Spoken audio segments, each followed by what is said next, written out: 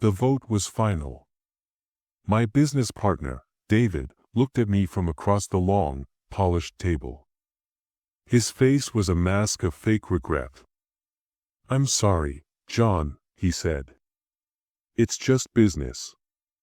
He had just voted me out of the company we built together. The company I funded. This was the same man whose life I had saved 30 years ago, pulling him from a burning vehicle in the middle of a war. He had forgotten that day. But I hadn't. What David didn't know was that I had one last move to make. And the key to his downfall wasn't in a business contract. It was hidden in the one place he never thought to look, my will. Before we start, don't forget to like this video, comment where you're watching from, and hit that subscribe button so you never miss a story like this. So, it started from here. My name is John. 30 years ago, I was a soldier. My best friend was a young lieutenant named David. We were in a firefight. His vehicle was hit. It was on fire. I ran through enemy fire and pulled him out just before it exploded. I saved his life.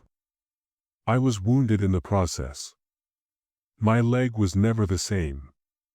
After the war, I used the money my father, named Robert, had left me to start a company.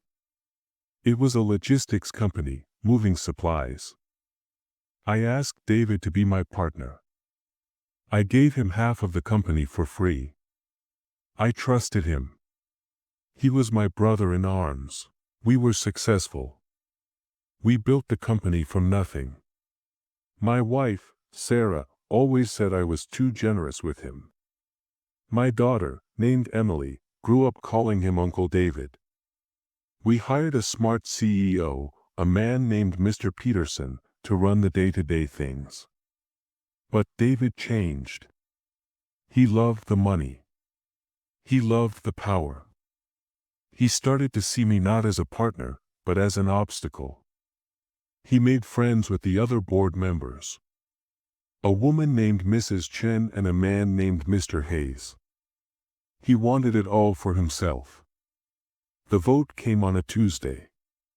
It was a surprise meeting. David said I was too old-fashioned for the company. He said my ideas were holding them back. He had convinced the board. They voted me out. I lost my company. I lost my friend. My daughter Emily was furious. My lawyer, a good man named Mr. Finch, told me we could fight it. But I said no. A fight would be loud and messy. I wanted something quiet. That night, I did not think about revenge. I thought about the past. I thought about that day in the war. There was another soldier with us that day. Our medic. A quiet man named Frank. He was the one who worked on both of us after I pulled David from the fire. I had not seen Frank in 30 years. I hired a private investigator, a woman named Maria, to find him. She found him living a simple life in a small town. He was a woodworker. I went to see him. We sat on his porch. We talked about old times. Then I asked him, "Frank, do you remember what David said?" Right after I pulled him out. When he was lying on the ground and you were working on him, Frank's face got very serious. He nodded slowly. "I'll never forget it," he said. He was scared. He thought he was dying. He made a promise. He said, "If I get out of this alive, I swear I will give half of everything I ever earned to John's family, forever." It was a promise made in fear. A promise he had long forgotten. But Frank had not forgotten. He had written it down in a letter to his wife, named Susan, that very night. He still had the letter. I did not take the letter to a courtroom.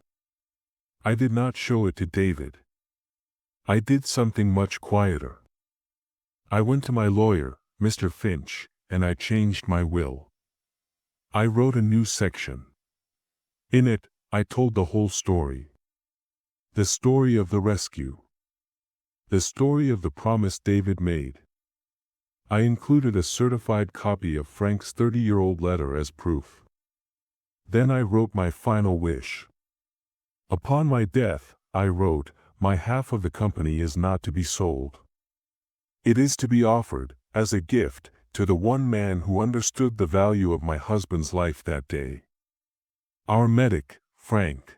2 weeks later, I sent a single, sealed copy of my new will to David by a special courier. I did not have to say a word. The document said it all. He could keep the company. He could keep the title. But for the rest of his life, he would know that the day I died, his entire empire would have a new partner. Not a stranger.